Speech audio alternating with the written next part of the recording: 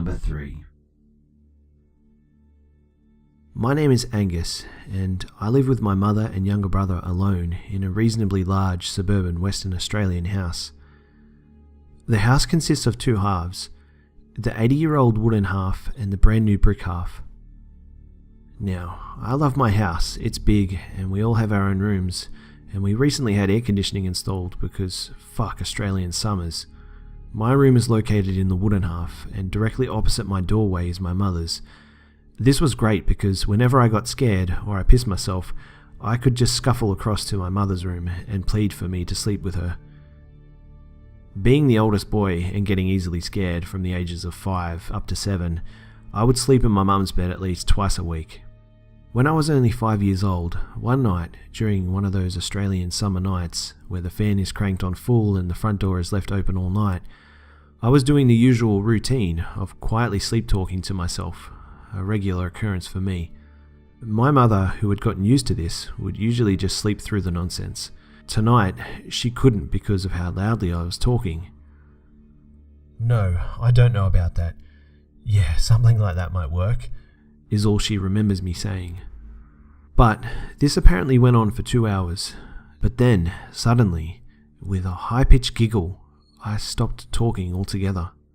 Mum didn't think anything of it. I mean, she was probably just happy to finally have some silence. But that didn't last for long. Now, the rest of this is my mother's recall, so excuse me if I'm a bit shady on the details. About an hour passes since I stopped talking, and Mum is all awake, but slowly drifting to sleep when she hears the floorboards of my room creaking slowly. She immediately assumes that I've woken up and sits up so that she could see if I was alright. I slowly continued walking towards her room until in full view of her.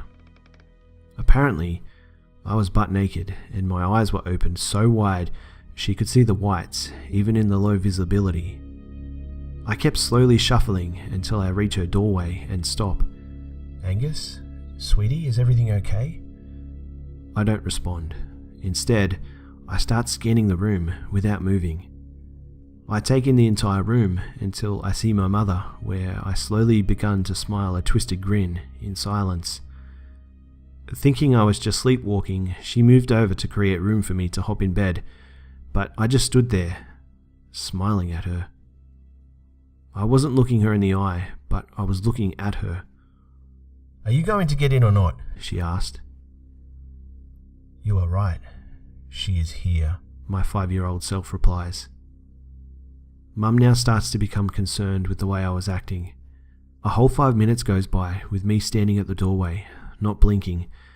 She goes to get up, but I move instead. Without looking away, I slowly place myself under the covers, still looking at her.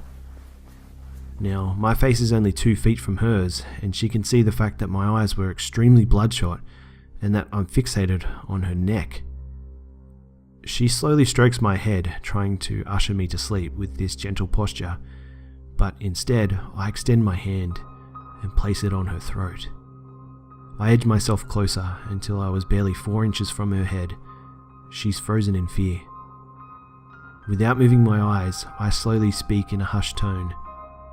"Mummy, I'm going to kill someone." Now, mind you, this declaration is something 5-year-olds will not casually throw around. Apparently, after speaking, my grin dies and I slowly shut my eyes into a deep sleep. When I awoke the following morning, I was all alone in the bed. Mum had been so creeped out, she stayed up all night in the brick half of our house listening to music. As you can imagine, it was a long time before I was able to start sleeping in my mum's bed again. Number 2. I always like to attach logic to this one, where possible, because otherwise, it genuinely gives me the creeps. I was 12. It was the early 90s when we moved into a semi-detached house that had been laying empty for a couple of years. The previous owner had died and left no one to take it on, so eventually it came up for sale. We didn't know anything about the previous owner, and hadn't even asked, to tell the truth, because there was too much dreadful early 90s decorating to go with rag rolling everything and using colours that would make you barf today. I made friends with the girl that lived next door, and we were thick as thieves, always up to some mischief. It was the days of X-Files and Ghostwatch, and my pubescent girl mind was full of mystical stuff and excitement about the paranormal, so my friend Kay and I decided we wanted to do a Ouija. Yes, you can moan at this point and think lame, but yeah, we were preteens and didn't care how lame it was. We couldn't get a hold of a real one and didn't want to do it in the house, so we took 28 scraps of paper with the alphabet and yes and no on them, and a small shot glass down to the bottom of the garden where the oak tree had been cut down. We kneeled on either side of the stump of the oak tree, not exactly the sort of slippery surface people usually use. We laid out the ripped up bits of paper in a circle and put the glass in the middle, lightly rested our fingers on it, and said some mumbo-jumbo we had probably heard on the television about wanting to contact the spirits of the undead and whatever. I asked if anything was there. Nothing for a bit, and we started to get achy arms from holding them out, and we were thinking of giving up when the shot glass jutted across the stump of the tree. Now, if either of us were pressing down hard and trying to move that glass, it would have toppled. Try it yourself. Move a standard sloping edge shot glass across a rough sawn tree stump. It moved. I had barely finished asking who they were when it started spelling out a name. I would also like to state that Kay had been too young when this person died to have known them and to speak to them. She didn't even know his name because her parents didn't like the people next door to them. J. Sullivan. That was the name that was spelt out. It finished the name, and then I swear to whatever gods or forces you believe in, I got a static shot from the glass up my right arm that was visible to the naked eye. Kay agreed she saw this too, a spark run up my arm. It hurt like hell, and I pulled away. In doing so, the glass fell and rolled off the stump, smashing. The bits of paper, which previously had mysteriously stayed put considering we were outside, blew all over the shop. Kay and I booked it. She went home and I went into her house with her. We calmed down in the way preteens do by drinking a sugary hit and listening to early 90s boy bands, swearing we would never do that again. Things carried on as normal. I didn't mention any of it to my family, nor she to hers. Then, a few weeks later at least, things started going bump in the night. Random thumps out in the landing, to the extent that my stepdad would go and check, and even checked in the attic a few times. Mum asked the neighbours if they had done anything or had heard anything that sounded like a single loud stomp of a foot in the middle of the night. No, they hadn't done anything. Along with this, things from the kitchen, which we had completely stripped out and changed rooms for, would start turning up elsewhere, usually in the room that used to be the kitchen, but sometimes under the stairs in the cupboard down there. No Harry Potter under there either, just weird stuff like a sieve and a wooden spoon. They would go missing from the cupboards and drawers and just turn up elsewhere. Mum already had her fair share with the supernatural, so kind of assumed that if it wasn't someone messing about, it was something messing about. There was a place our dog wouldn't go in the lounge, the bay window area. He would even bark at the chair there sometimes. Mum was convinced we were haunted and decided to ask our neighbours about the previous tenants. Not sure of their first names. We avoided them. He used to beat his wife, I know that much, and when she died, he followed pretty soon after. I doubt anyone missed him. I heard my mum telling my stepdad and elder sisters about it. My blood ran cold. I phoned Kay and told her. "Oh no, what have we done?" was pretty much our shared convo. We decided not to tell anyone though. No way we were being blamed for getting my house haunted. As a 12-year-old, and for many years after, I was still positive it was a ghost. These days, I wonder if it was some latent thing in me. Tell you why in a bit. There's more where this comes from. One day, I was back from school, sat playing on my Sega Mega Drive, Sonic the Hedgehog of course, sitting in that chair in the bay window. I had a glass of orange squash on the windowsill next to me. I was speeding on through Green Hill Zone, and as Sonic took a great dive off a platform, the glass beside me imploded. Yes, that's right, not exploded, not outwards. It imploded, It crushed inwards in small cubes, like a hand had grabbed around it and squeezed it. It wasn't the kind of glass to cube up either, just a regular thin glass tumbler full of squash. I screamed, and Mum came running in. She said I was so white, I just pointed at the glass and said, "I didn't touch it. I didn't touch it. I was playing my game and that happened. Mum, it imploded." We all gathered around this glass, all the cubes and odd shards lumped in the bowl of the bottom of the glass, none outside of it, squash everywhere of course. We all noped the heck out of that, I can tell you, and what happened next was so nope that my mum took action. It was a school night. I was in my bedroom, having given a lovely portable TV with all 4 channels on it if I moved the aerial above just right. The telly was off though, and I was in my nightshirt and just getting into bed. The overhead light was off. I repeat, it was off. I lay down, and as I started to pull the quilt over me, there was a loud popping noise, and I heard and felt a scattering noise of pieces of something. It was dark, but something was tumbling all over me. Then, without even moving myself, one pulled across the front of my thigh. It was a shard of glass. I ran out of the room, shrieking for someone, and up came my mum. My thigh was bleeding, badly. A half-inch deep and thigh-width smile of cut across it. I wouldn't sleep in my room that night. When we went in there the next day, it was light, obviously. The glass from the light bulb was all in my bed, every last bit, none on the floor. My bed was at the edge of the room, the light bulb in the middle. So it would have to fly in one direction only to get to land only on my bed. Mum got psychics in to look at the house. They said it was John, and he didn't like girls. They were pests apparently. He said we should move, and off we went. Was it John Sullivan? I'm not sure. When my mum was pregnant with me, she started getting static shocks, including one so bad that when getting in her van, a man who tried to help her got shocked so hard from touching her hand that he fell down. I have always been prone to static. When I first started talking to my husband on the internet, one day it got quite heated and my PC caught on fire.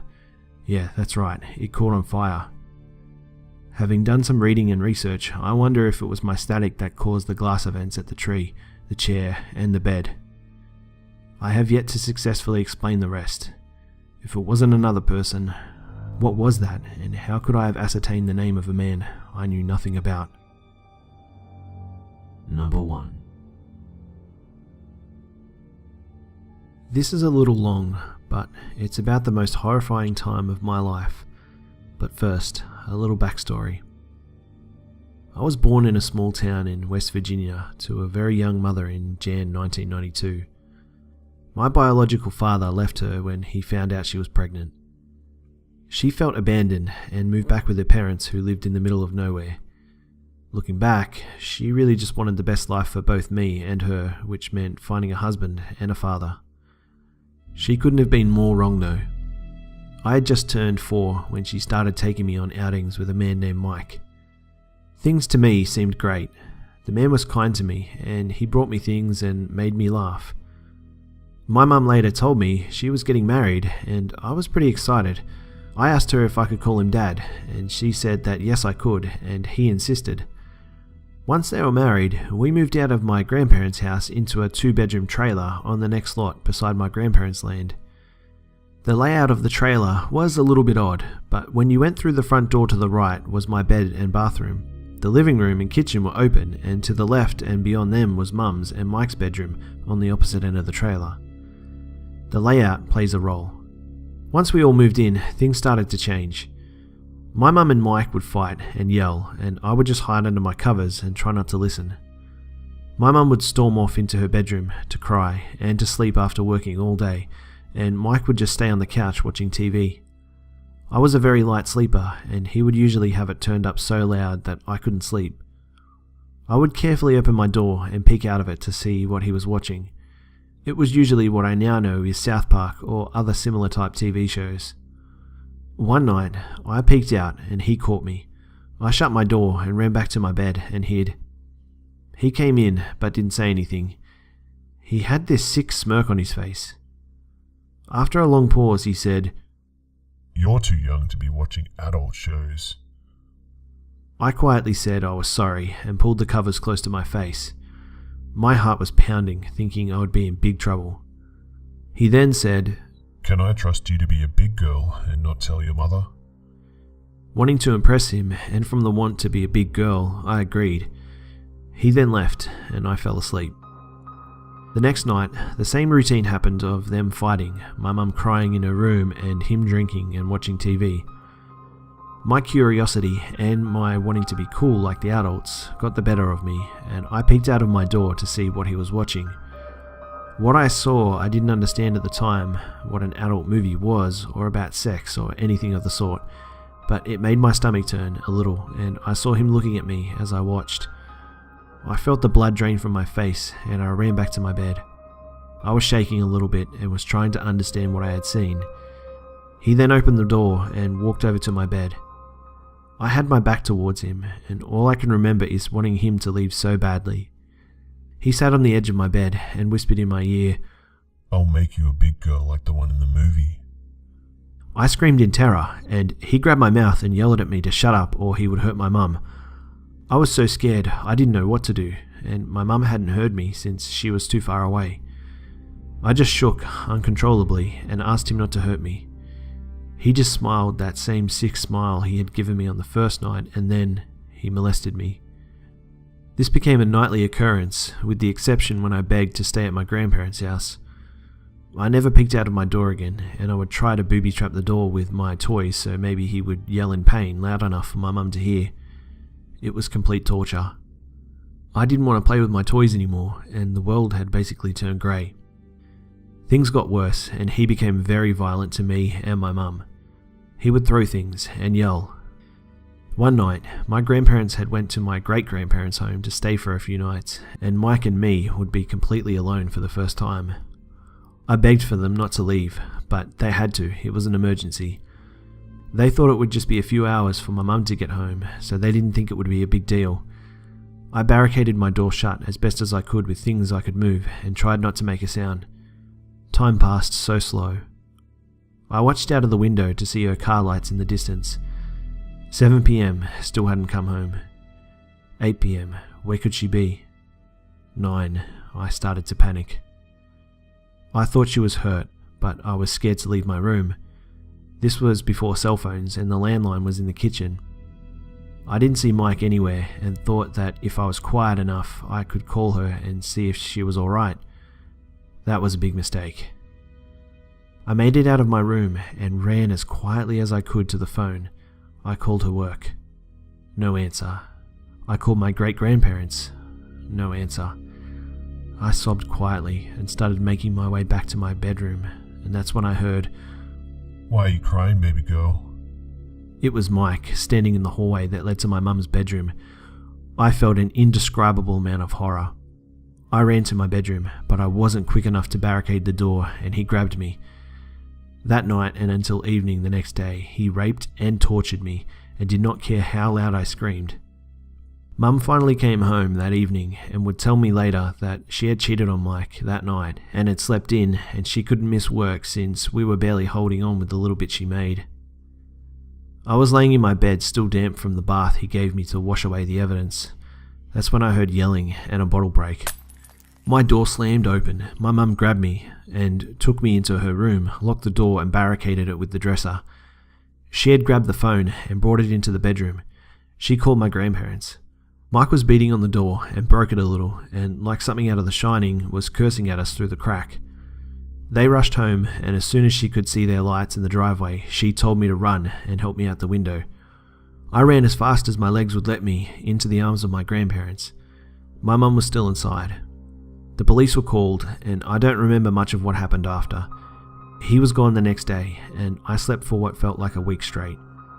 I never told them what he did to me. He never went to prison either. Later, he got married and had 2 children, one of which was a girl. It makes my stomach turn to think what he might have done to his daughter or other kids simply because I didn't speak up.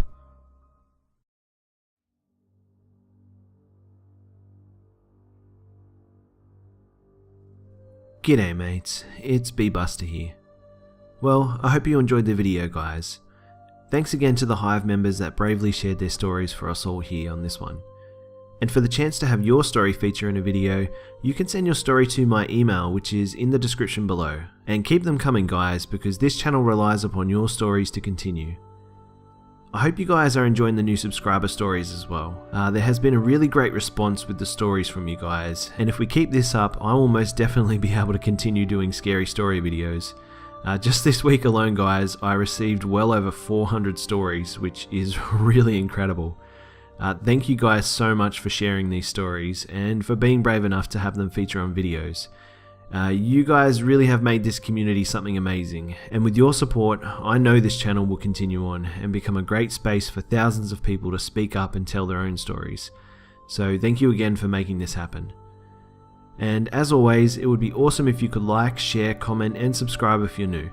Don't forget to follow me on Facebook, Twitter, and Instagram for updates throughout the week.